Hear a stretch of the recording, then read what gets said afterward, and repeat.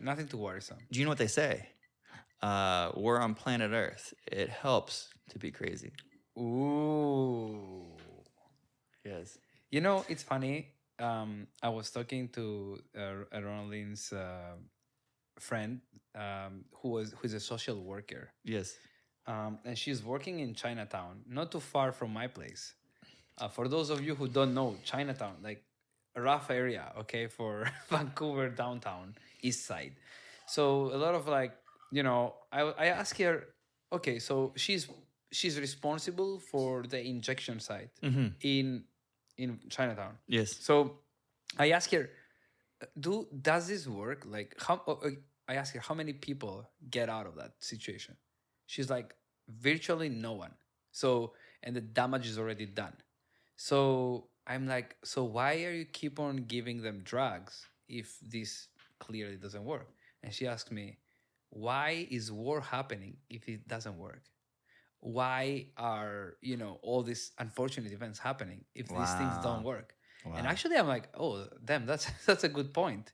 Something's happened and there is no good solution. And I think that's one of them. you Yeah, can't I you can't I help it, agree. I agree. like I was always wondering, like, oh, like I would do this, I would do that, but in that's kind of like big problems, like there is no good solution. And it's the same thing.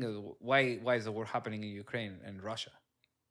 Nobody knows. I mean, I don't know, maybe people have speculation, I have but some really speculation there. but really it's a mess, and Yes. people are dying. And why is it happening? Well, it's happening, right? Yes. And people are gonna have the same problems in all parts of the world, which equate to this kind of unfortunate events, And right? and you know what I believe? It's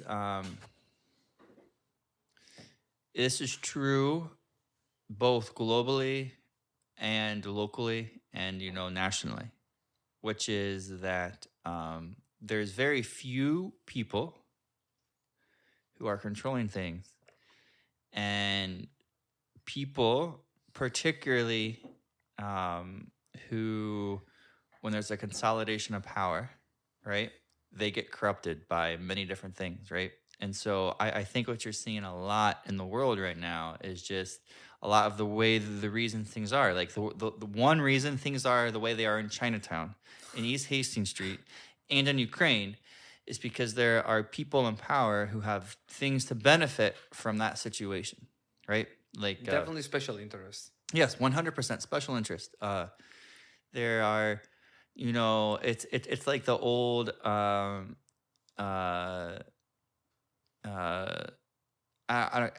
there's like a saying that like some U.S. arms dealers sell weapons to both sides. Are you You know? shocked? No, I'm not. I'm not shocked. Are you? I'm not shocked. But this is the mentality, right? Yeah. People. I'm not shocked that America has some iffy business. I mean, you guys are notorious for that, We are. So I think And up until like this 40 years of dominance, because yes. it has been, I think, since 1980s until 2020 almost, I would say like America was by far number one, like by far in all of the aspects. Yes, I Not think so much no, now. I agree with you. And I think what's happened, to be honest, is a couple of things. So the US has shifted its focus from being economically dominant to being military dominant, right? Like if you go back 30 years ago, the US was involved in military conflict, but it's not like it is today. Like yes, we had Vietnam and some things like this going on, but like before, like the last 30 years has been 40 years has been a real shift in American policy of where the state, and when I'm talking the state, I'm talking the government, has had a shift to being military strength versus winning other countries over through economics, right? So I think that's one. And then the other one is corruption, right? Like when you're corrupt is like what's And going you're on a big now. country, man. You're like 300 million. Yes, Like 300 million. California is bigger than Canada. That's Like, crazy. That's yeah, it's hard to control so many people. My state, Ohio, 10 million people, 1/3 of Canada. But then you have China, and then Yeah, exactly. a single guy controls 1 billion. There we go. Over 1 billion, bro. And India, isn't their population? Didn't they just surpass China? I think so. Yeah. Yeah. I think they're at 1.5, or I might be wrong. Yeah. Yeah, it's insane. It's insane. I think those kind of regimes, like in this kind of number, actually you cannot have any kind of like system of non-authoritarian. Unfortunately, yes. I think it's a numbers game. No, I think governments need to be designed to distribute power. Like one thing that really scares me is like when people are talking the New World Order or like a global government. That scares the shit out of me. And the primary reason for that is if you look how all of the individual countries, if you look at all their corruption, and then you say, oh, but now let's put that corruption on a global level. Let's get all those countries and now have an organization above all that. That's just even more corruption, right? Yeah. So for me, I'm a big fan on local power, state power, and, much less federal power. And like the U.S. It's pretty good at that, generally. U.S. used to be stronger, and then as the years have gone by, the U.S. government, the federal government, has just assumed more and more authority over the states.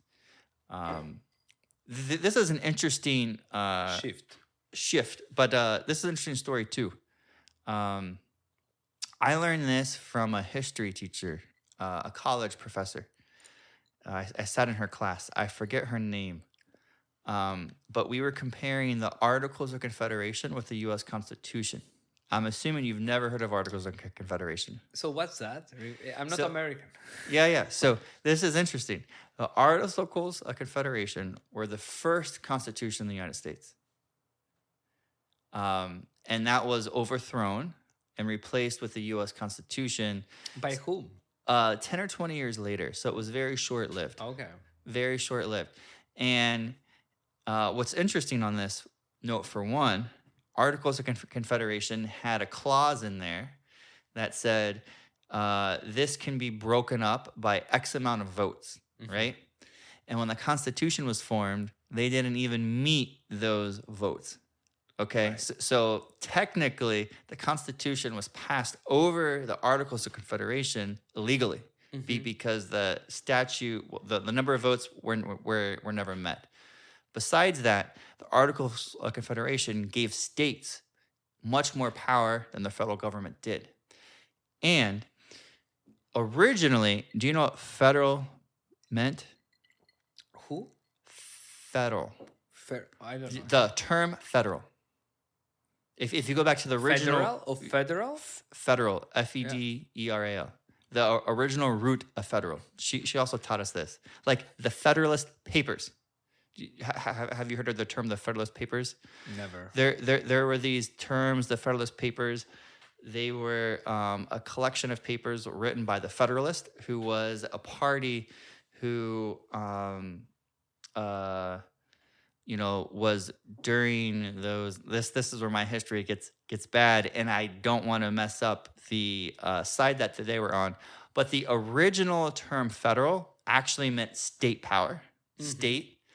But when they were trying to get the U.S. Constitution approved and the stuff, they did a trick, and they said, we're going to create the federal party, the Federalist Party, but we're going to make the term federal mean national, so that people who would vote for this are thinking they're voting for state power, but they're voting for national power. They scammed you, basically. They scammed us. Yes. You are a scam because it's a scam. Yeah. Yes. Oh yeah, I'm a nationalist. I'm not a federalist. Exactly. And you get brainwashed, basically. Yes. And these are very smart people. Yeah.